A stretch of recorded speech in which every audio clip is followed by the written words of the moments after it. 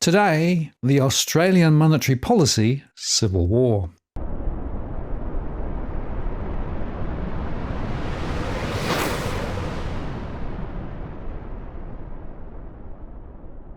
Hello again, it's Martin North from Digital Finance Analysis, one that is post covering finance and property news. It's a Friday, and Tarric is back with me. Hi, Tarric. Good to see you again. Yeah, great to be back, mate. It's been a while, and we've certainly missed quite a lot. Well, yeah, but in a way, it's the same old, isn't it? You know, the old burnout economics. The wheels are coming off left, right, and centre. Everybody's blaming everybody else, and I think finally, what we've been talking about for the last 2 or 3 years is really starting to come through in some of the data that's out there now. And even some of the mainstream economists and, getting a bit twitchy, and even some of the journalists are starting to write about this stuff now. But boy, were they behind the 8 ball. Well, it's funny. I mean, I remember, talking about burnout economics with you for the first time back in, I think it was towards the start of 2022, when we sort of talked about the idea that you could see that the government and the RBA, or just government and central banks, pushing in two completely different directions. And now we've got basically what just isn't really all that far off: open warfare between the RBA and the government. And you've got the former treasurer Wayne Swan, a pretty heavy hitter, coming out and saying that the RBA is essentially punching itself in the face with its approach to monetary policy. And I mean, I didn't have that on my bingo card. No. Well, just over the last week, we had Chalmers at the weekend basically saying, the RBA done it. And then, of course, he came out on Wednesday after the numbers said, no, I didn't really mean it. But, of course, he did mean it. But the fundamental point here is that if you have a government that is throwing more and more money out into the economy, effectively funding a greater proportion than ever of the total economic activity in the country, and you still got a growth level of 0.2%, while the household sector is going backwards, with inflation still raging a lot higher than other places around the world because the interest rate probably wasn't high enough early enough. And then the RBA coming out and saying, well, we don't see any chance of cutting rates, certainly this year, and maybe sometime next year. The other interesting observation, of course, is the RBA, is using the market modelling to plug into their models, which means that the market models are actually determined by what the markets think, and the markets are still thinking they're going to do a rate cut this year. So I'm still confused about how their models can be objective when, in fact, they've already got an input which is from the market. It feels like a feedback loop to me. Yeah, it does. And I mean, a lot of things sort of feel like a bit of a feedback loop at this point. But I don't really understand that move from the RBA. It doesn't really make a whole lot of sense to me. But speaking of the RBA, Bullock's speech earlier this week was very much a shot across the bow of the government, basically saying, stop screwing around. Otherwise, it's entirely possible that we could be forced to raise rates again. And looking at some of the data just over the last couple of days, I really do wonder if that is a possibility. Like, to be completely honest with you, I really didn't think that we would see another rate rise. I'm still leaning in that direction. But looking at some of the numbers in terms of, say, for example, investor housing finance commitments hitting its highest level ever in terms of in trend terms, and also things like car loans, highest level ever. This is not what you would expect to be seeing in the later stages of a monetary tightening cycle. Now, for the reasons why, we can only speculate. Maybe it's the stage 3 tax cuts. Maybe it's, people feeling a little bit flush with the idea that, rates are going to be cut, or whatever it is.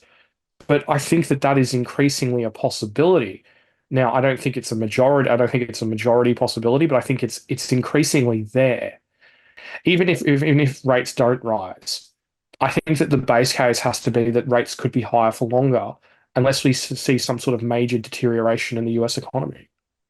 Yes, of course, the US is such a engine of global influence when it comes to financial matters. And it does look as though Jerome Powell is sort of meandering towards a September rate cut. With the jobs number coming out later today will be quite interesting. And of course, I wouldn't expect, if it's off where people think the markets could go, oh, help, or they go, oh, that's all right. So we'll see about that. But it is interesting that we do seem to have a situation in Australia where the economic norms that we're seeing in other parts of the world with regard to inflation slowing and the expectation or actual rate cuts already in train are just so far from where we are. The other interesting observation, I was doing some work for a client, and I can't go into too much detail here, but we were looking specifically at free cash flow. So how many households in Australia have free cash flow? And interestingly, there are significant households with lots of money to spend still in Australia. And what's fascinating about that is that roughly half of them with that free cash flow are quite interested in investing in things, whether it's the stock markets or whatever, or property. But the other half, they just want to spend. So they're going to spend on holidays, they're going to spend on renovations, they're going to spend on international travel, all of those things. And that is, I think, another factor as to why things are so weird in the local economy, because not everybody is really being squeezed by these interest rates. And with the returns on stocks somewhat higher than previously, and even on term deposits relatively high, although coming down slightly now, I think. It's a fascinating contrast between the half of households with a mortgage that are under some pressure, and the RBA put some numbers up, which was a subset of that. There's also a lot of people in the rental sector absolutely struggling, but there's still this cohort, and it's quite a big cohort, with loads of money to spend. Yeah, and I mean, if we have a look at the numbers, it's in all likelihood, those older demographics who've either built some wealth over time. Maybe they've invested. Maybe it's their super. But there's a lot of different factors that are propelling the older demographics to become the main engine of consumer consumer spending growth. And I think one of the interesting factors going forward is going to be inheritances. Because there's this idea that Gen Y or Gen Z are these people inheriting this money and buying houses and doing all these different things. There's always these articles in the media saying, oh, they're going to be the greatest recipients of the intergenerational wealth transfer. And in aggregate, eventually, yes, that will be true, but it's not going to be for decades. In the meantime, the biggest beneficiaries are boomers and older members of Gen X. So these people are inheriting, on average, more than $100 billion a year. Now, that is an absolutely gargantuan sum of money, and it's just and given the fact that it is also heavily underpinned by property, and that's a number from a couple of years ago. One imagines it's only continued to grow higher and higher and higher. So we're left with this really, really strange situation whereby you've got people hitting super preservation age, which is generally 60, depending on their individual circumstances. So they can pull out their super and they can spend. And then you've got people hitting into their 50s, which is where the vast majority of inheritances come in terms of non-spousal inheritances. And they're getting more money. You put super and super and inheritances together, and all of a sudden, along with also with a super pension payments, you're up at over $150 billion a year, which is an absolutely enormous sum of money for an economy where total employment income is about $1 trillion. It's a very good point. And, we continue to talk about the unequal distribution of income and wealth across the country, of course, and it's getting worse and worse. One of the other interesting observations is that, and I see this in my surveys, some of those people who are moving into this superannuation transition period are still quite aggressive in effectively getting their superannuation balances down low enough to be able to actually still access the government pension. And there are a few strategies that people are actually throwing around now so that you actually have the benefit of all that superannuation saving that you were forced to make. You then get a huge amount of money, but you then actually get rid of that money so you can still access the government pension. So the whole thing it's a mess. Well, that's something I think that you should look into, mate. Given the fact that there is this ever greater number of people hitting that age and hitting pension age, to what degree is people spending, sizable amounts of money of their super to get that age pension influencing the economy? I mean, because if you look at the numbers, aggregate spending growth for, say, like the over 55, the 55 and over demographic, In real terms, it's only risen by about 15 billion in the last 2 years. Now, sorry, 15 billion, not accounting for the growth in the size of that demographic. That is assuming the demographic size remains static. But you think about that, and then you think about, how many people are burning through that cash. It turns out that could be a rather significant factor. Well, it is definitely a factor. And in fact, you've prompted me to think about whether I can put a couple of extra questions in the survey to see whether I can probe this a little bit more. But certainly, I've already got evidence to suggest that financial planners and advisors are heavy into this as part of the conversation with somebody as they transition. And of course, people almost feel it's all right to get the government pension. And so they adjust their finances to be able to actually access that. Now, you can argue, I think, that the original Keating expectation was that there would be a smaller number of people on the government pension because of the fact that they would have their own private savings. And that, of course, it would insulate the government then from needing to pay large amounts of government to back superannuation into the future. I'm not sure it's going to play out like that. But secondly, of course, the other real scary factor, and it's the thing that I come back to again and again, there's about $32 billion worth of fees paid every year by people thanks to the superannuation system. So I always come back to the fact that this is a wonderful engine for the financial community and for the financial advisors. I'm not sure that the original intention of what this superannuation story was meant to be is playing out as expected. And I think some of these unintended consequences will really come home to roost over the next few years as more and more people move into that transition and drawdown stage. And I'll be fascinated to see to what extent they just raid their savings and have a 2-year trip around the world on a liner or something, or do anything just to get the total pool of savings down low enough to be able to access the pension. Now they can always just bury it in the backyard, mate. Well, probably some of that too. Well, talking about burying things in the backyard, we should probably get on with some of the slides, or we'll never get there today. But this is a really important conversation we're going to have, I think, and they've got some really insightful data to be able to underpin it. All right. Well, let's get into it. As usual, the slides can be found at burnouteconomics.com, which is a nice thing to be able to say. So we'll get straight into it. Now, in we'll call it the last few months, we've seen some rather dour commentary from within the Chinese steel sector and just on China in general. The data hasn't been good. It's not good across the board. It's not good for retail. It's not good for services. It's not really good for anything. It's pretty dour compared with what you're used to in terms of Chinese economic data. And the steel sector in particular is looking shaky. Now, the Chinese National Bureau of Statistics produces a PMI for the construction sector.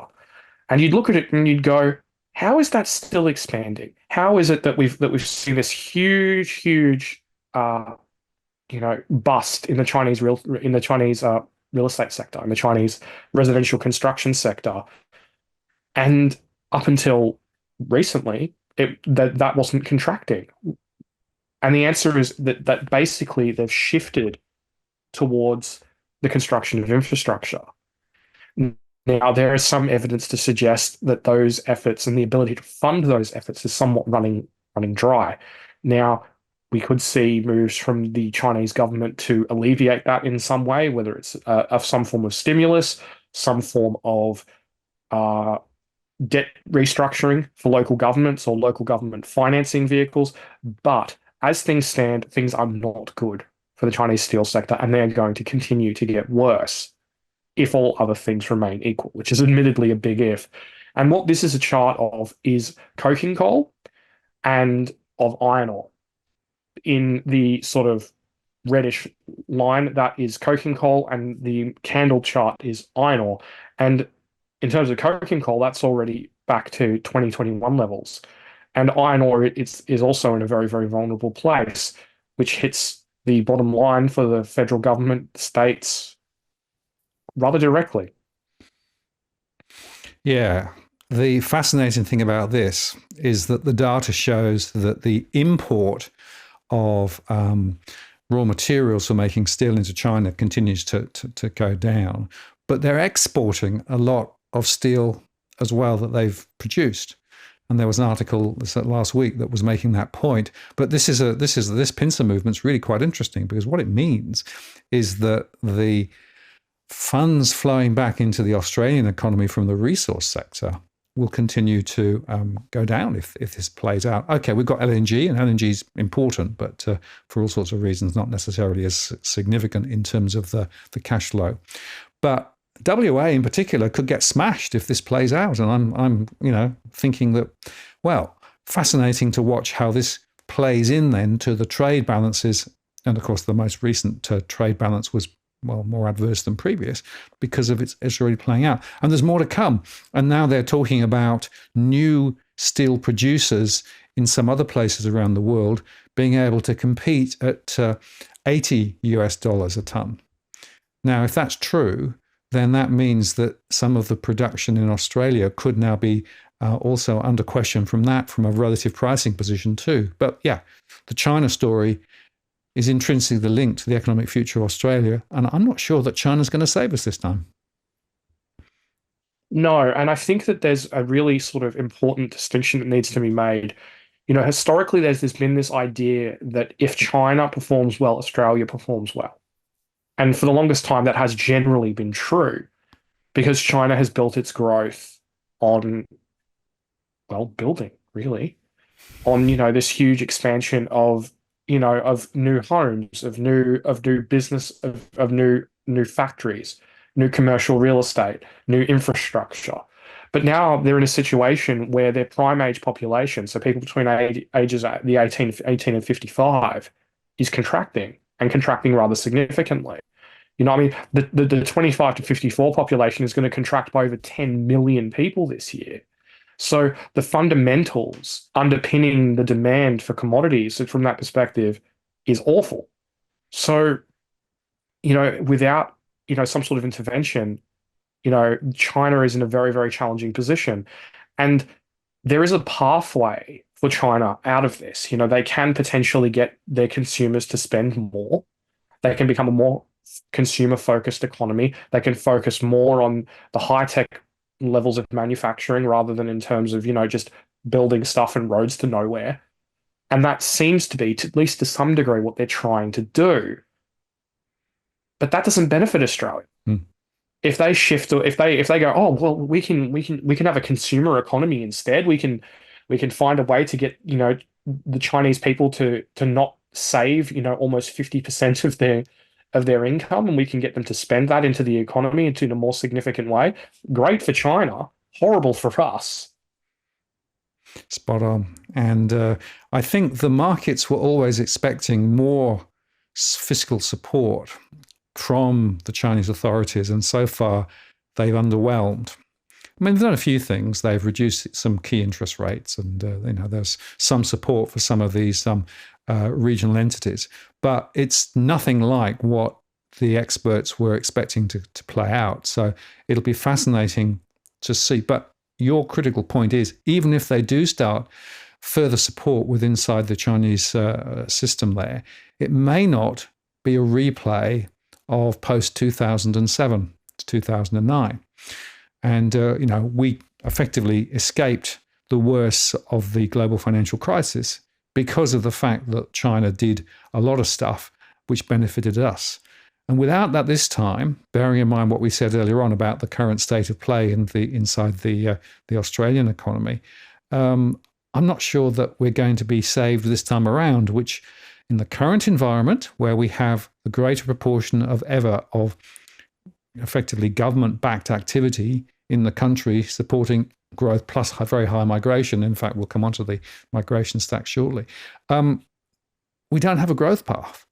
And what that basically means is we don't have the same buffer that we had compared with last time. So, oh dear. I think that there is a fundamental misunderstanding of how China functions and what their priorities are. People seem to think that China is like the West, that will keep throwing money at something again and again and again and again. And if it doesn't work, oh well, I'll go off, if I'm prime minister or if I'm president of a country, I'll go off and into the sunset. And if things blow up 15 years down the road, it doesn't matter. I've got my retirement pension, I've got my mega yacht. It doesn't matter. But in China, it does matter. You know, it's a lot more, for deep want of a better expression, it's a lot more Game of Thrones than it is normal politics. You screw up and you screw up badly enough, you die. That is quite real possibility. Or at the very least, you get carted off, and made an example of as someone else tries to clean up your mess. So this idea that they're just going to just keep spending money, spending money, spending money, and just hoping that it won't blow up, that's not a realistic prospect. And Wall Street can't seem to understand that. They keep thinking, no, no, no, this time will be different. This time will be different. This time there'll be the stimulus. Everything will go back to the way it was. And it won't. And the thing is that while Australians and other people around the world laud the Chinese stimulus during the GFC as this amazing thing, in China, despite the fact that it propelled them in a very, very serious way up the economic ladder, it's seen as a major mistake, and it's not something that they want to repeat. And I think that's a really, really key distinction that a lot of people miss. Very good point. Yes, there has been some very, very strong commentary out of China for those who want to see it, that actually, yes, they made some mistakes last time and they certainly don't want to repeat them. And, that has profound consequences for Australia and other countries. And I guess, we should mention New Zealand here, because New Zealand also has a few issues at the moment. And I guess another angle on all of this is if we've seen the very high momentum in house prices in Australia, particularly in Western Australia, well, that could actually be under question if WA goes off the boil. But of course, in New Zealand, the story is already happening quite differently, right? With property prices significantly down from their highs. Yep, well, we can get to that in the very next slide. Now, this, I will just sort of say, this is to July. It's not yet, we don't yet have the August figures, but they also pointed further to further deterioration in terms of the CoreLogic numbers. I'm not a huge fan of the CoreLogic numbers. I prefer to wait for the Real Estate Institute of New Zealand numbers. They seem to be a little bit more on the money, even if they do have a little bit of an issue with seasonality. And in short, the housing crash is back on in New Zealand.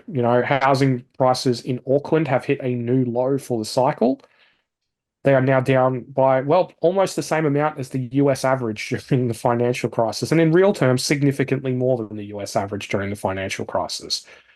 So it's rather interesting. It's also rather interesting to note that that rental growth peaked when migration peaked into New Zealand, and now that migration is coming down, so is rental growth. Shocking.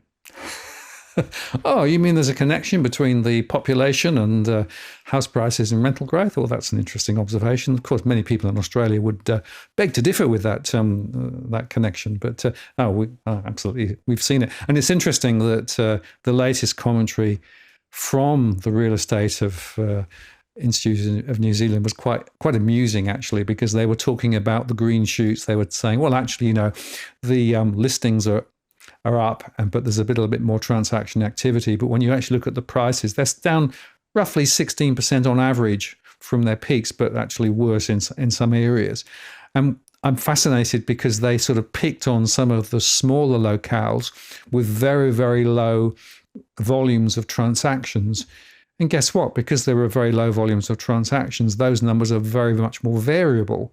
So they were able to sort of point at some of these smaller markets and saying, oh, it's not that bad. But of course, the main markets of Auckland and Wellington are looking pretty worrisome. I actually made a show on this yesterday, and I made the point that with the migration dialing back, with the recessionary, vibe still very strong there. The interest rates, of course, they've made their first cut.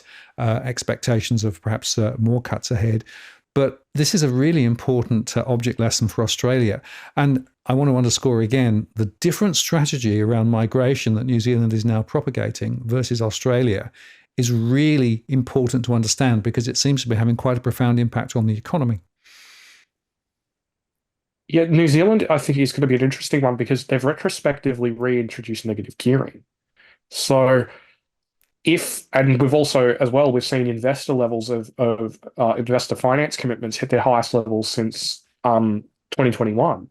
So there is that demand coming back to the market, but the question is can it counteract, you know, the market falls that are already in train? So that's going to be really, really interesting to watch. Yeah, it will. And I do think that there's some quite significant variability in some of the data from New Zealand on that at the moment. And the seasonality that you mentioned, again, in the RE and IZ numbers, is very important to understand. If in fact the markets are behaving differently, it does look like they are in Australia and New Zealand, that there seem to be more listings coming on earlier than normally you would see in the spring season. Well, maybe some of the seasonal adjustments that they make aren't actually very accurate, and that means that maybe necessarily they're not necessarily playing out as expected. So it'll be fascinating to watch. But I would just caution those Australians who believe that house prices can never ever fall. Look across the ditch. Somewhat similar story, higher interest rates, of course, very strong migration initially, which they've dialed back, and some tighter lending restrictions than in Australia, although, as you say, they've now sort of opened up the can of worms with property investors again to try and save things. But I do think that rental point is really fascinating, that the rental story is now definitely changing in New Zealand, and the growth in rents is much weaker now. So it'll be very interesting to see how this plays out. Yeah, I think they're on their like fourth or maybe fifth month of zero growth in rents, and I'm just Yeah. like, that'd be nice. Yeah, and of course that feeds into inflation directly. So essentially, it gives them more capacity to then cut rates more, unlike Australia. So, and I guess the other question we should sort of explore a little bit is, well, what is the impact on those, with a mortgage, for example? And in New Zealand, we do see some significant evidence of difficulty, but in Australia, that's true too. And one of the fascinating observations here is that we are seeing some who are actually paying down faster to try and actually reduce their mortgages, particularly those with ability to do so, but others now really struggling. And in fact, Michelle Bullock in her speech this week talked about maybe about 5% of households on their definition of stress, which is a very narrow one, by the way, which is quite a lot of households, about 180, 200,000, I think, households in Australia with a mortgage potentially in difficulty.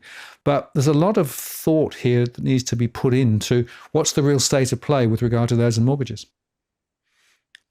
Yeah, there is, and I think that's a very interesting point, just in the sense that we have this really opaque level of. Actually, I think it's actually the next slide. It is. We have this really opaque issue with what exactly is going on, because there's all these various hardship provisions and various programs and various other things that can make a bad loan good, or at least not bad. And this is of the home guarantee scheme loans from the federal government through Housing Australia.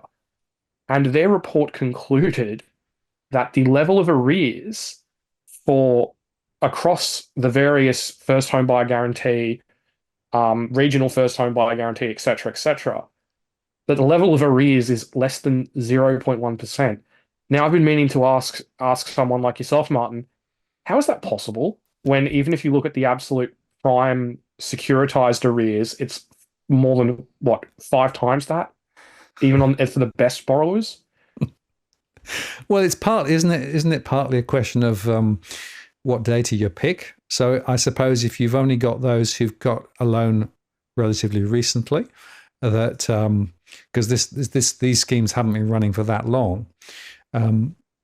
But I actually am very suspicious of these sorts of data points. And by the way, the overall definition of what an arrear is quite interesting. So if you've taken somebody through a hardship arrangement, or you've restructured the loan, etc., they aren't counted as in arrears.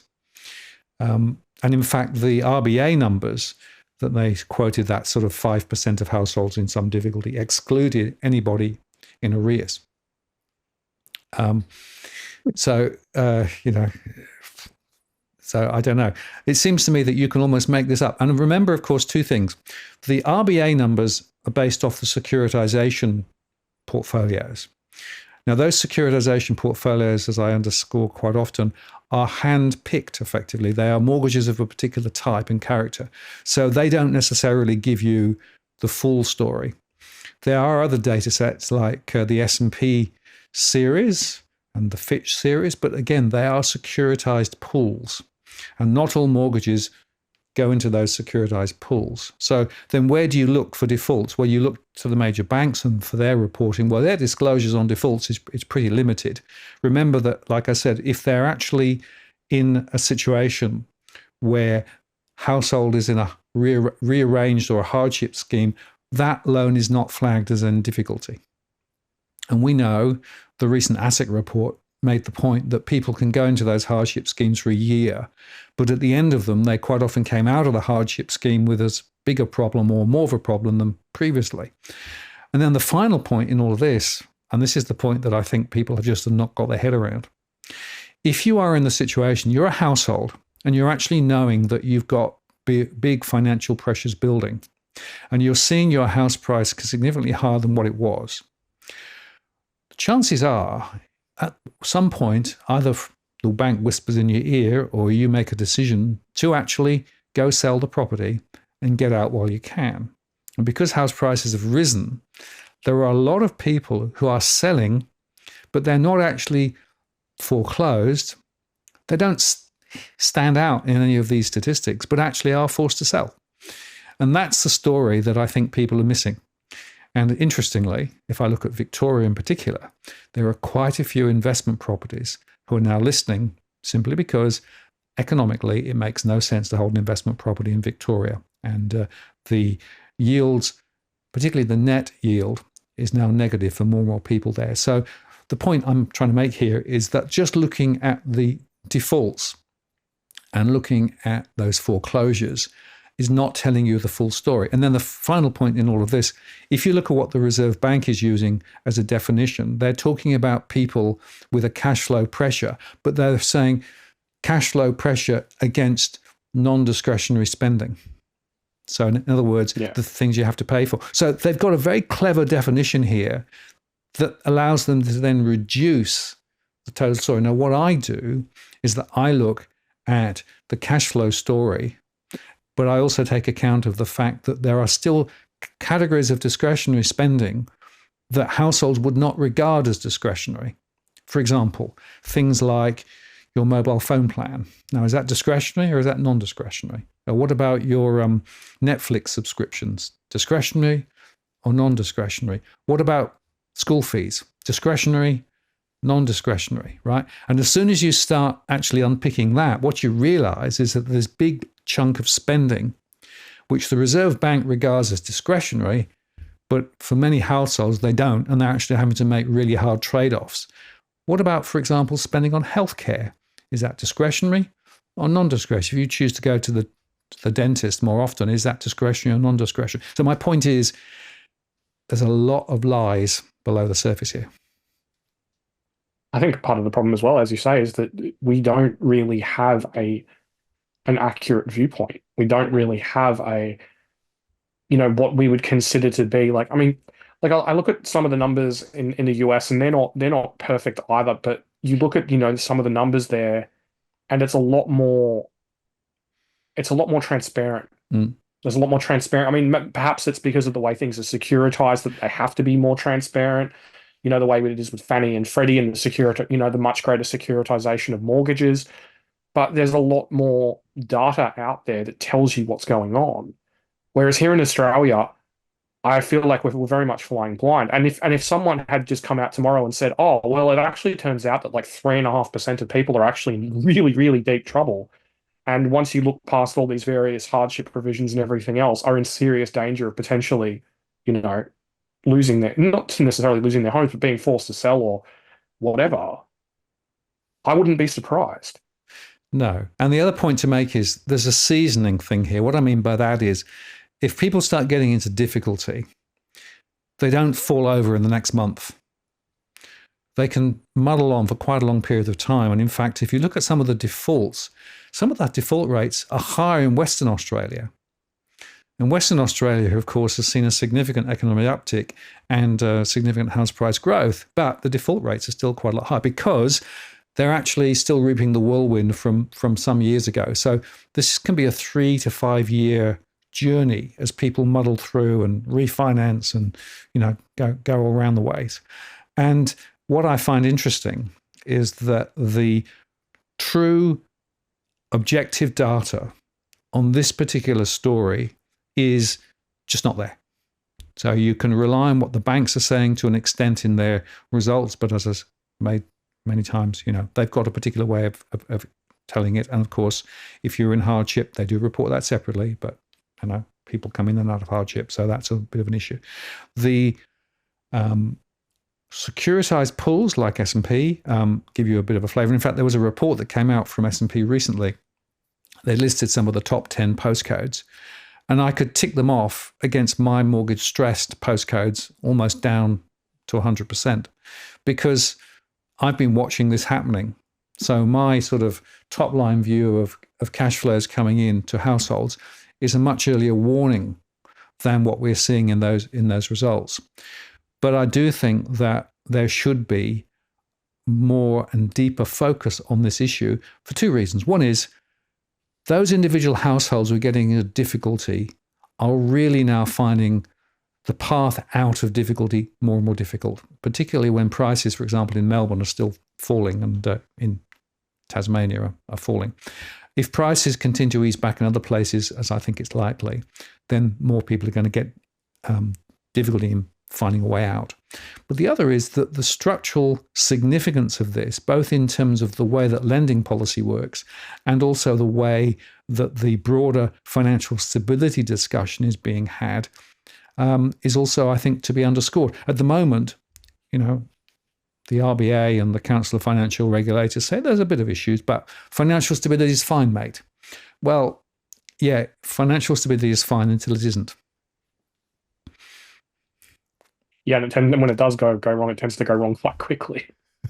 No, spot on. And remember that the other point here, SMEs, a lot of SMEs are secured against their property. And we've been seeing a very significant uptick in defaults and in terms of business failures. And the most recent numbers showed significant spike, particularly in those in the building and construction sector. Funny about that. Again, I think that's another factor that people have not actually factored into the overall thinking. So there's a connection between business failures and then the question about what happens to the property too. Indeed. Okay, this is from the national accounts, which were released earlier this week. And basically, Australian productivity is going nowhere. It surged during the pandemic. Now, part of that was stimulus, but another part of it, as some various academic research into this has noted, was also the exit of a lot of temporary migrants. Because a lot of these temporary migrants are students. While they tend to work a lot of hours in some cases, those hours are not productive, as productive, I should say, as compared to the average. So the GDP per hour worked gets dragged down, which is what we're seeing now.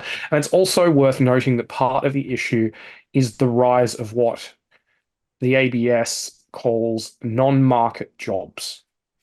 Now, non-market jobs are things in like government administration, healthcare, education, social assistance, etc. So generally either government jobs directly or government-funded jobs. Now, we have seen, according to an analysis from CBA, recently almost 100% of new jobs were actually basically government-funded or in industries that are overwhelmingly government-funded. So it's a rather interesting set of circumstances because as those industries get larger and larger and larger and larger over time, it means productivity growth at a economy-wide level is going to get more and more difficult because those industries' productivity is actually in a slow decline, whereas in market-based industries, so which is basically everything else, productivity is actually still rising at a decent rate, but it's offset by those falls and the relative size change of the two sectors. Yeah, and the way I think about it, Tarek, is that think of the economy as, a dollar going around the economy. And for a lot of those government activities, there's no growth in the dollar. You're moving the dollar around the economy, right? And in fact, you're moving the dollar around through more people. So therefore, by definition, that dollar effectively gets spread out more and more. In other words, you get a smaller slice of the cake. The productive economy is where that dollar is invested and turns back $5 or $10 or $20. And that's where the growth comes from. And if you don't have enough activity that's actually creating more than the dollar that you started with, that's called productivity improvement, then effectively the economy cannot grow on a productivity per capita or per head basis or per hour or whatever you want to look at it. And at the moment, with everything that we're seeing, most of the growth is government growth. And, jobs like healthcare, those are really important jobs. I'm not saying they're not. But the question is, how do we pay for them? And if we don't actually create more in the economy, we can't. That's one reason why, of course, that the tax take continues to rise, all those tax adjustments not accepting, because the bands are frozen. And all of that money then goes back to pay for more people in the government sector.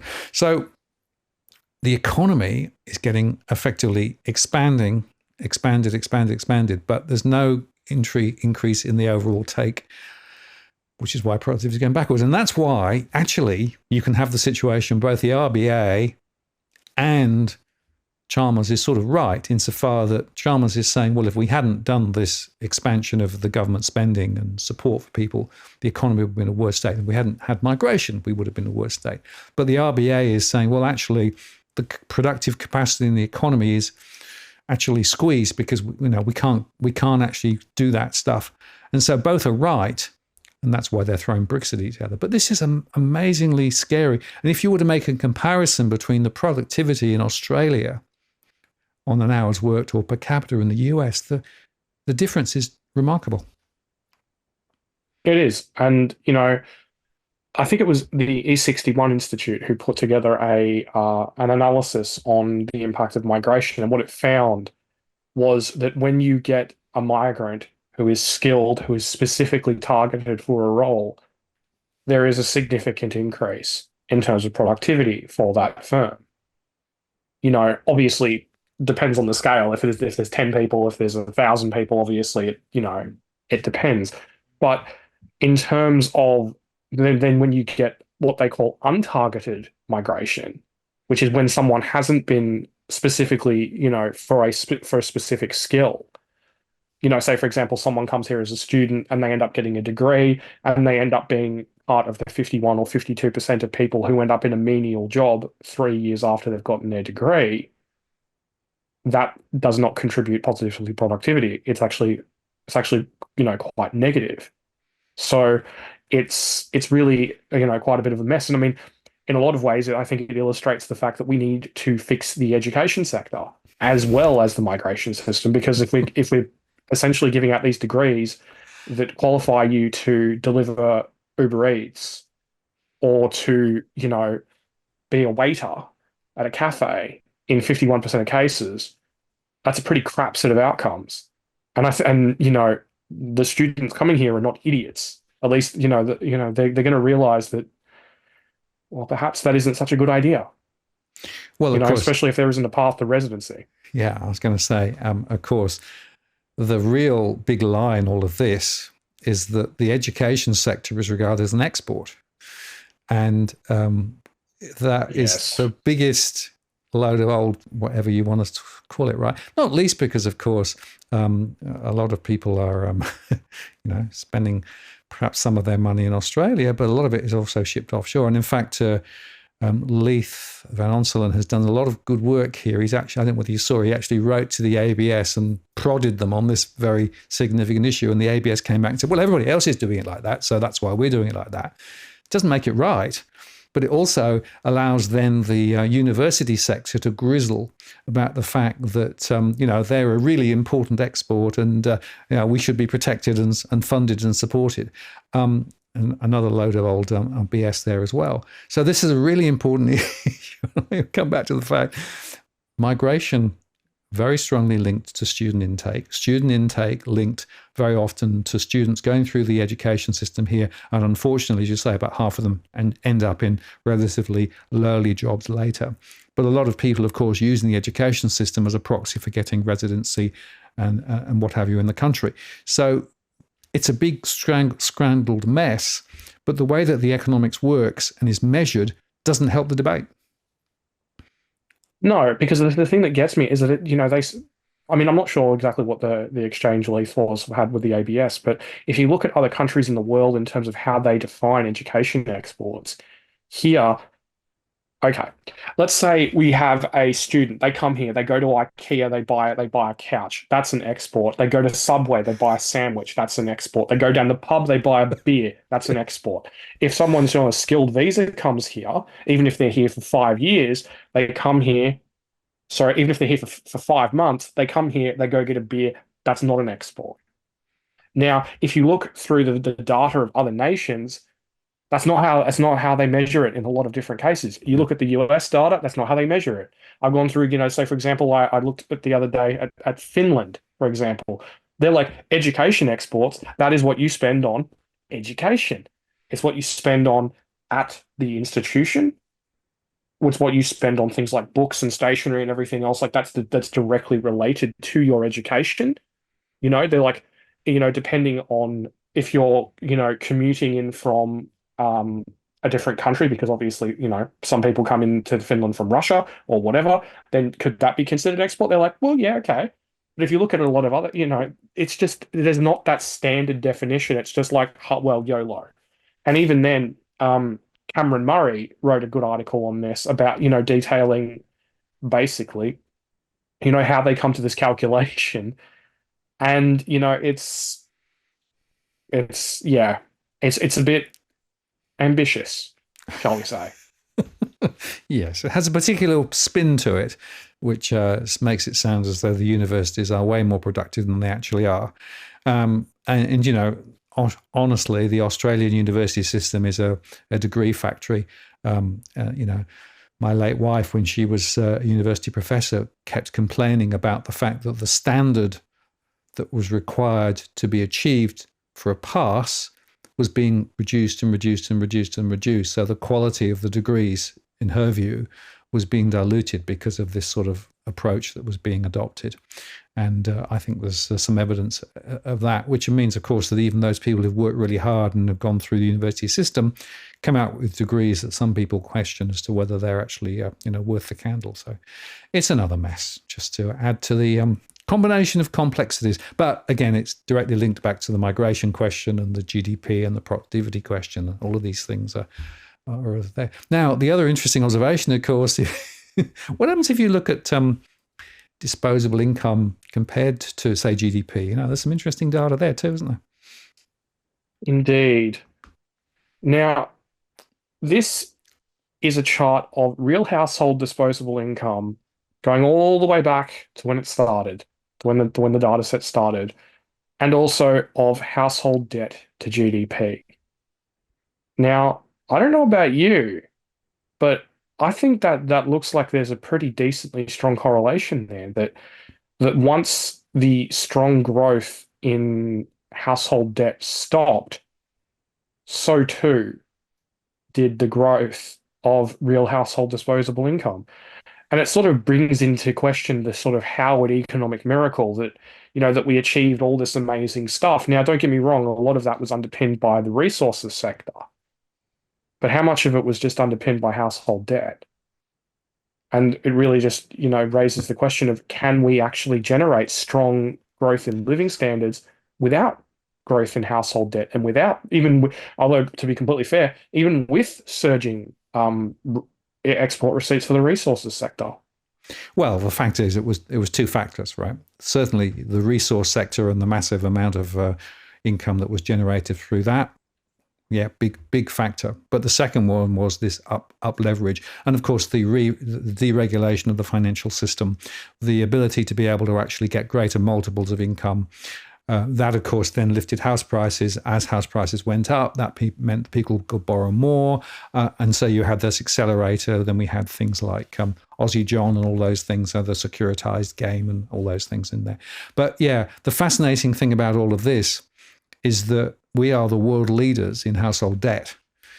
And that world leadership allowed us earlier on to actually grow quite fast and do relatively well, and people were feeling relatively affluent.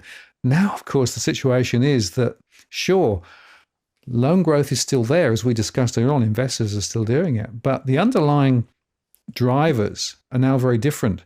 And that's why I've had the view that you cannot expect to see the same growth in the next 5 years as we've seen over the last 20 to 30. That was an abnormal, and that was because of policy settings, because of deregulation, and also the other factor to bear in mind, the interest rate story as well, as to where interest rates track through that period is also quite interesting.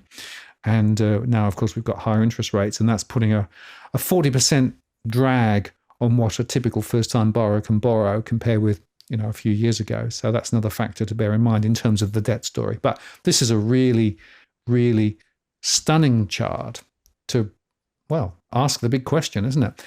What have we been up to for the last 30 years?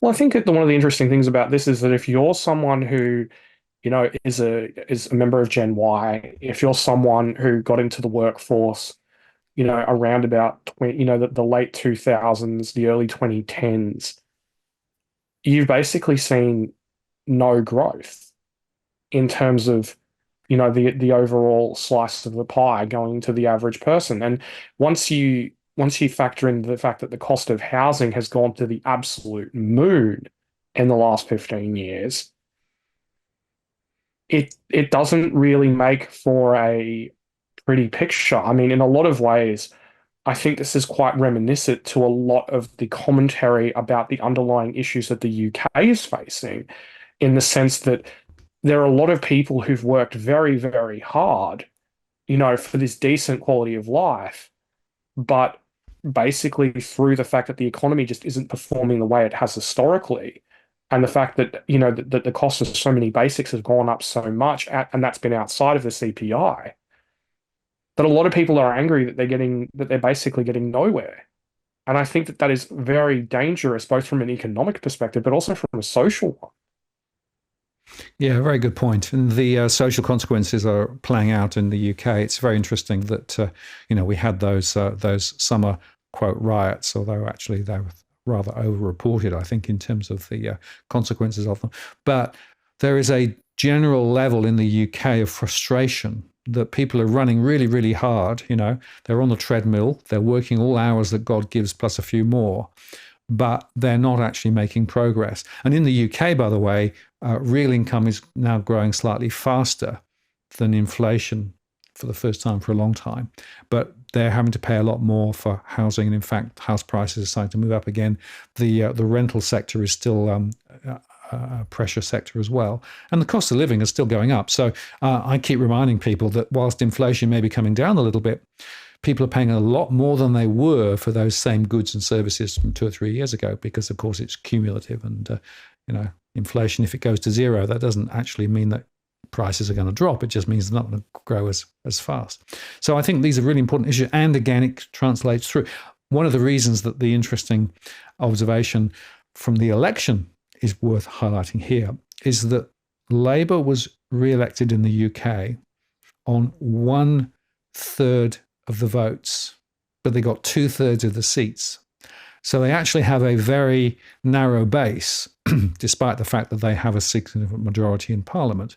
And in fact, Starmer came out last week and basically said that we've got years of toil ahead of us. We've got, they blame the previous government, of course, for the £22 billion black hole that they found, once they came into power. But they're basically saying we've got a lot of things to fix, a lot of things to do, and therefore it's going to get really tough over the next little while. And they've already imposed some changes which are hitting some older people in terms of energy support, but they're talking about the next budget being a significant and painful one. And, whilst there are some no-go areas in terms of tax rises, they're talking about finding ways to lift taxes. So this is a classic example where the parliamentary process and discussion is disconnected from reality for so many people.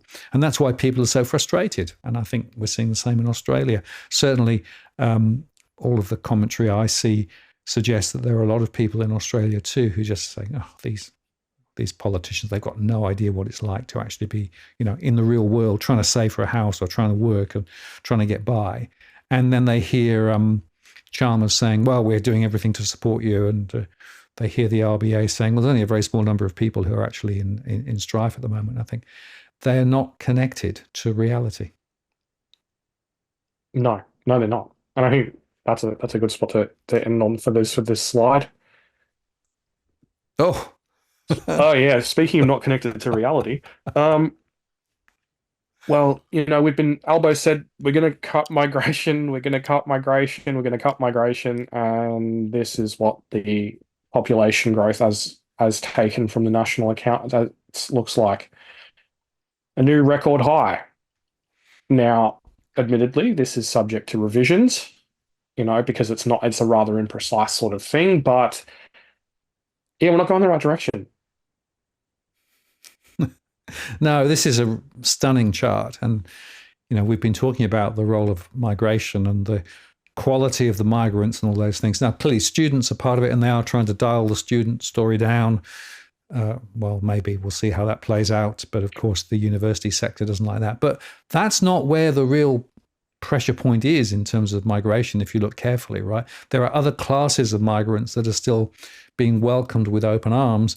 And going back to this GDP question, the more people you have, the more people can be counted in the system. GDP measures activity in the system. By definition, if you have a bigger system, you have more GDP.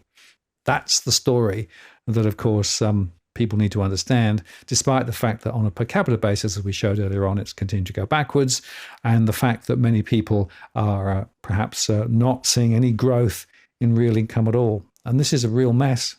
And I actually think that the political posturing on migration from both sides of politics is a bit of a shame on both of them, because I'm not sure they're serious. No, I don't think they are serious. Because at the end of the day, I don't think either of them really want to change it. Because a time will come when they're both in government, when they're both, having their turn in government, when they're going to want to pull that lever, when they're going to want that easy growth, when they're going to want to be able to just go, okay, well, if we, welcome another 100,000, 200,000, 250,000 migrants a year, that'll grow the population by, up to 1% ish. And that will be enough to keep us out of recession, and that will make our political fortunes improve. And neither side wants to remove that particular lever from the equation, despite the fact that, it's just being done so poorly. I mean, I think that the problem in all of this is that Australia has actually historically sort of let's call it pre-mid 2000s, generally done migration pretty well. You look back, say, at the last time migration was anywhere near this high, which was just after World War II. That helped, that the focused nature of that, in addition to the humanitarian intake at the time, ended up playing a massive role in producing enough houses in the short term, but giving Australia this enormous base of tradesmen who were capable, who were, generally relatively young, very capable, who would build houses for generations to come, who gave us the skills, the know-how to be able to, help to undertake some of these enormous infrastructure projects, things like, water infrastructure, power infrastructure, you name it, these huge projects that help to make Australia what it is today, and, generally speaking, you look across the decades, migration worked for Australia. And I think that's one of the things that's the most frustrating about this, because you take issue with the way it's being undertaken at the moment, and it's like, oh, you're anti-migration. It's like, well, no, I'm anti-migration being done poorly, which is what we're doing. And I think one of the things that I think really just gets up my nose the most is, they try to grab the moral high ground and go, well, I'm standing up for the migrants. It's like, well, are you? Are you really? Okay. What about the conditions that they're forced to live in? What about the fact that they're being exploited? What about the fact that they're paying, 120 grand for a degree from a university only to end up as a waiter? Where's your advocacy there? Huh? Are you gonna go to bat for them now? Are you gonna, say that you're standing up for the migrants, standing up for the students? No, we are. We're having this conversation right here. But Yeah. but will they? Oh, I think not. No, no, it's not convenient for them to do that. And I would just underscore post war, the massive infrastructure build, housing build alongside the migration made it work. Yeah. This time around, we've got lots of people coming in, but the infrastructure build and the housing build is just not planned for. So it's just bringing more people in and creating more and more, problems in terms of people getting around. And that's why rents are so high. That's why property prices are continuing to accelerate. And I would underscore, I think, that the Treasury view has always been that big Australia and high migration is good for the economy because it creates a bigger GDP. And that's the end of it, really. Yeah, and I think that part of the problem is in some ways I think we are the victims of our own success because we did migration and infrastructure and all these things so brilliantly well in the 50s, 60s, 70s in particular. Because we did it so brilliantly, we created a system that essentially had excess capacity that allowed migration to be run in such a way that it wasn't that even though it was probably too high in terms of what the infrastructure that was actually being built at the time, there was enough excess capacity that it gave it the illusion of, well, not so much the illusion, but it gave it that balance that there was enough. But the problem is that, as you say, now we're not building that thing and building everything that we need to. And I think that's really the key point. It's all well and good for people to say, well, we could take 350, we could take 400,000 migrants a year. And that much is absolutely true. It is within the realm of possibility. But we would need a wartime level housing and infrastructure construction program to be able to cope with that. And if we're willing to commit to that, then okay, maybe we can make it work. But are we going to commit to that? Nope. And I think that's the really big problem. People could say, well, we could take X number of migrants. We could deal with this if the government, made the right decisions and, prepared the infrastructure, prepared the housing, and did all that sort of thing. But are they? No. Will they? Probably not. No, that's called joined up thinking. We don't want too much of that. Well, that's politically unacceptable. And I guess the other sort of angle on this is the employment story. So we've got high migration. I mean, the employment numbers that came out actually were quite strong. And people were a bit surprised that we managed to, what was it, 58,000 new jobs in the month, which is more than was required to be able to actually swallow the migration input in the same period. But the hours work story is a bit different, isn't it? Indeed, it is. We are actually seeing the weakest level of hours worked since the global financial crisis. Yet employment growth is, well, stonking. And this is the largest set of alligator jaws between the two indicators ever, actually. And it's rather interesting just to think exactly what's going on here because we are, employing all these people in various different jobs, which are mostly and overwhelmingly in government funded industries.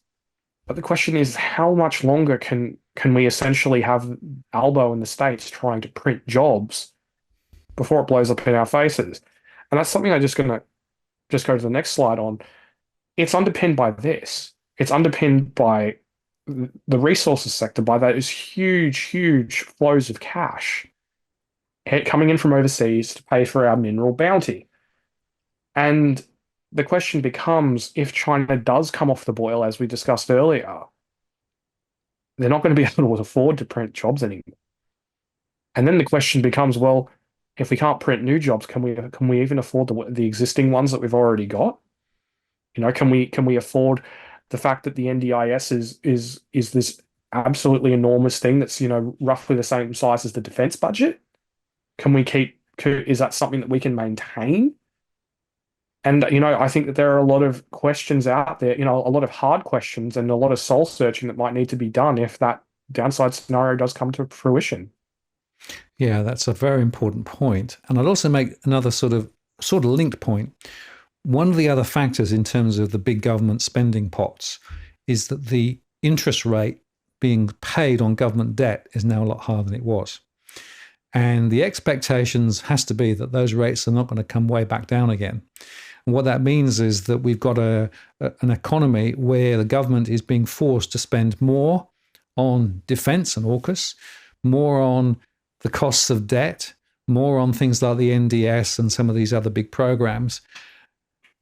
The spending pool actually is really a concern now. And the tax take, of course, is higher because, as I said, they've frozen some of the bans and things like that. But I struggle to see how they're going to make the economics work into the next 4 to 5 years out. And of course, they keep saying, "Well, we've created a surplus, so we're doing fine." But actually, if you look at it strategically, the structural debt problem is not gone away. No, the primary deficit, realistically remains. You've just got this. I mean, that's even what Treasury's numbers say. They basically say, it's going to be back to red ink as far as the eye can see. So yeah, I don't realistically think that I don't realistically think that there's an easy path, out of this. And I think that as well, like this is what things look like when we've been quite blessed by the external circumstances. But if the external circumstances get more difficult, I mean, if you say, for example, see continued trade tensions, building up, Australia roped into various trade conflicts and being, sort of, just nudged into erecting trade barriers of our own, etc. It's, even though we don't really have the industries to protect, but hey, there's a lot of risk out there. But hey, I mean, housing prices will keep going up and everything will be great. Well, talking of risk briefly, of course, the other option is why don't we just re-import LNG that we've exported, right? And that'll solve the problem. We'll just buy LNG at the global market price and ship it from one side of Australia or from up in Asia down to Australia. That'll solve that problem too. It's another example of wackiness. Yeah, it's kind of insane, the idea that Australia needs such a small amount of the overall gas that's produced. Now, I understand why people say that, that could potentially damage our reputation, and yeah, sure, it probably will. But at the end of the day, the amount of gas that we actually need, particularly as the energy transition continues, is so minimal that I don't really think it's going to move the needle all that much. And it's not like we're, Venezuela, nationalizing oil or something like that. There is very little chance of something similar happening again once it's done the first time, as long as it's done right. So, yeah, I find a lot of it just unrealistic. And at the end of the day, it's our bloody resources. It belongs to us, the people, and if the government wants to act in a downright treasonous way, that should be the problem of the government, not the problem of the people. Absolutely. Well, of course, the solution is we'll just give you $300 to help with the electricity costs over this next year or so. So that'll solve it. It'll lower inflation. Well, the RBA says not so much. One last slide, Tarric, which we must get to because this is such a critical slide, is this one. Yes, it is. Now, this is from an RBA report authored at the start of 2023. And what it shows is what happens to how many people would end up in negative equity if housing prices were to fall a certain amount. Now, it's worth noting that this snapshot was taken in January of 2023. Now, January 2023 wasn't really a bad time for the housing market. It was falling, and it had fallen fairly significantly. So this is it's worth noting that this is already after housing price falls at a national level and some fairly significant ones in Sydney and Melbourne in particular. And even if housing prices were to fall by 30% from their already depressed state, 12% of people would have ended up in negative equity. Now, that's less than half the number of people who ended up in negative equity during the US housing crash. So I think that illustrates that, one, it wouldn't be so bad, and two, housing prices in Australia have risen by such an enormous amount in relative terms for the average mortgage holder that even housing prices getting absolutely smashed is really not that big of a deal, at least from the perspective of negative equity. Yeah, and as we said before, a lot of people, of course, who are in difficulty are able to sell and get out, and they've actually got equity that means the bank can be repaid, and they may not have anywhere to live. So if they're trying to go into the rental sector, or somebody sent me a message the other day saying, well, if you do have to sell, what do you do? Because you can't actually find somewhere to rent, and you end up in a tent or live in your car or whatever. And then, of course, the housing story is much broader than just the mortgage default or sell up story. But it is an interesting observation. And I've held the view for quite some time that the truth is that house prices lower would be good. House prices lower would be good for the overall economy. It would be good actually for getting the momentum back in the right places in the economy. It would make the banks actually lend more to businesses rather than just to stack the mortgage ever higher. But of course, it's almost a psychological issue that people, we can't see our property prices fall. Just remember, folks, property prices do go up and they do go down. Look at New Zealand, as we discussed earlier on. Look at the US through the global financial crisis. But actually, maybe lower house prices will be good. Well, I think the thing is, I think we need to just look at the data and say, what have we achieved with higher housing prices? Yep. What have we managed to accomplish? What has it done for the economy? Now, don't get me wrong, Australia has a very direct transmission mechanism of higher housing prices because we have equity, mate. When it's a lot more popular and it's a lot more well-trodden path than it is in a lot of other countries. But when you look at say real household consumption for households under the age of 55 in the last 20 years, they've gone either nowhere or you've only seen things improve very, very, very, very marginally. I did a big analysis on this on my Substack, and I'll get Martin to post a link because it's one of my entirely free articles. And so what have we achieved? What have we gained? And the answer is nothing. We've got higher housing prices, which has rewarded those who hold the assets. But in terms of what we are spending, in terms of what we are managing to achieve, in terms of our living standards, we are where we were in 2003, 2004. In 20 years, we have gone absolutely nowhere. Now, I think that in a lot of ways brings us back to that other chart on the real household disposable income against household debt. How much can Australia actually drive genuine growth, genuine economic activity without expanding the debt load for households? And I think it's also worth noting that part of the thing as well is the fact that GDP number go up. So, that's still with actual nominal and real household debt growing quite strongly. Very good point. And of course, the real beneficiaries of all of this has been the banks. So if you look at the CBA share price, it's way high. The banks have got bigger because their balance sheets have got bigger because, of course, they're holding a lot of the debt. But that also translates to a greater proportion of households are now putting more than half of their income to cover the costs of where they're living. And it's going to continue to rise. And in fact, in some postcodes, it's closer to 60%. And that's an unsustainable story. So, just doing more of the same again, in other words, letting house prices continue to go higher and, increase the lending multiples like some of the banks want to do. So they're saying it's not easy for first-time buyers to get in. Well, That's because of the current guidelines, and of course, there's lots of pressure on APRA to release the taps and allow people to borrow more. Chasing over higher prices has not worked, and in fact, if you go back a generation or two, there were a greater proportion of people owning their home outright, a greater proportion of people in homes with a mortgage, and a lower proportion in rent than today. So, on all the parameters, however you look at it, other than bank profitability, it's been a failure. So let's hope we don't repeat it. But I suspect there's an election coming up. I suspect that they will continue the same old, and it'll go on in the same direction. But New Zealand is a really important case study here, as we discussed, and there is actually an alternative path. There is.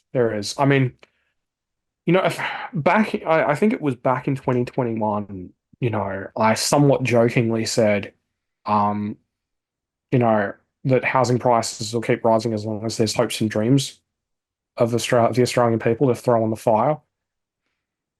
It's less funny now, um, but it's also just unfortunately extremely accurate. You know, like if you look at it, just purely from just taking a step back and just going, okay, if you were just trying to protect the property market over the last, call it 2 years, could you have asked for anything better? Could you have asked for a protracted rental crisis?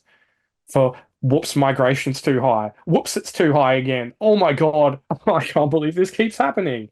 And and all these various different factors all coming together to support the property market. It's just in a lot of ways, it's quite amazing. And the level of willingness to even acknowledge that there is a problem is just astounding. I mean, like I was looking before at CoreLogic's numbers from December 2019, right? Now, in December 2019, the regional median of today bought you 75% of the median Sydney house, right? It would have, if you took the median regional house price today, it would have bought you a house in Brisbane, Perth, and Adelaide outright with a fair bit of change to get yourself a really, really nice brand new car. That is what has happened to housing affordability in Australia. We have reached a point now where the regional median is no longer affordable for even someone in a capital city, on a capital city income, on a median capital city income. And politicians just go, oh, it's the market. And it's like, well, it's not really the market, is it? We're looking at a scenario now where the Parliamentary Budget Office is like, well, negative gearing is going to cost us $8 billion next year. So it's not just the market. No, there's no such thing as a free market when the politicians and everybody else piles in and, puts that support up there and that support there. But I remind you of that great film from some time ago that showed, the Jenga blocks. And they said, what happens if you, and the whole thing comes down. And we've done that for a long time, right? And we've got this massive, unstable thing that we've built. But the question is now, will we go on doing the same again and build even a higher wobbly block? Or do we actually change? And of course, the banks are pushing for easier lending. The construction industry wants more help from government. The government wants to give more help to first-time buyers. I mean, we're going around the traps again. But at some point, you've got to ask the question, has it been good for Australia and Australians? And I think that net, the conclusion now would be, no, it's been bad policy. It's been misdirected. We haven't invested in things we should have as a result. And a lot of people are now being caught in the crossfire. Unfortunately, though, with an election coming up, I don't expect a change of tune anytime soon. No, and I think part of the thing as well is with prices so high, with the fact that Adelaide and Brisbane are now more expensive than Melbourne in terms of home prices. for the longest time, if you look at the internal migration data, you've seen people slowly leaving places like Sydney, leaving places like Melbourne in net terms, particularly young people in their 30s, in their early 40s, looking for greener pastures. They've headed up the coast to coastal New South Wales. They've headed up to Queensland historically, WA, you name it. But that really isn't a viable strategy anymore. The idea of leaving, selling up in Melbourne, or even to a degree, if you're selling up from a less affluent part of Sydney and then moving, it doesn't really add up to the degree that it did back in 2020, which I think raises an interesting question. That if these previous internal migrants who would have stayed in the country but gone somewhere else, would have moved, are we going to? I mean, Australia. We're already seeing 60,000 Australian citizens, take the plunge and leave every year. I mean, when people say net migration, the actual migration in is actually a fair bit higher because of so many people leaving. And I just wonder, are we going to see a lot of people just say, "So long, thanks for all the fish, but I'm out. I can't afford the kind of life that I feel I deserve here on my wage, and my skills may be more valuable elsewhere. So, toodles." And I talk to people in certain industries, in particular in things like IT, where they're much, much better paid overseas as long as they've got the chops. And a lot of people I talk to are just like, well, what is there for me here? I'll work really, really hard and I'll afford a house on the urban fringe, or I can move to North Carolina and live in a really nice place. Send my kids to a good to a good private school and drive a Corvette. Yeah, it is interesting. I've had more conversations with people over the last 12 months who are in Australia currently and really seriously asking about their future, and whether they should actually stay or whether they should move, and what's it like in the UK or the US or et cetera, et cetera. And of course, there are pros and pros and cons, and weather and everything else. But the fact is, there are serious questions being, I think, faced by a lot of people now in Australia about the future trajectory of the country. And, what's it going to be like, both from its character, from its political leadership, from its economic future, and just lifestyle. And all of those questions, I think, are now writ large. So very important for people to sort of stand back and think about this, and, don't just assume that things are going to get better, because the definition of insanity, as you know, is to do the same things as they did previously and expect a different outcome. And at the moment, insanity rules. Yeah, and you know what? I think that's a poignant point to exit on. I think it's totally appropriate, Tarric. I want to say thank you very much for coming on today and showing your slides and your thoughts. Really appreciated. Look forward to doing it again sometime down the track. And in the meantime, watch and wait to see what the next load of data tells us, and watch the lemmings run from one side of the ship to the other. Is there a recession? Isn't there a recession? Is it we're going to see rates up, rates down? It's all good fun, isn't it? But a very serious point underlying it, which is somewhere I think we've lost the plot. Yeah. Unfortunately, I'm forced to concur. Thanks, Tarric. See you later. Take care. Yeah, you too, mate. Bye.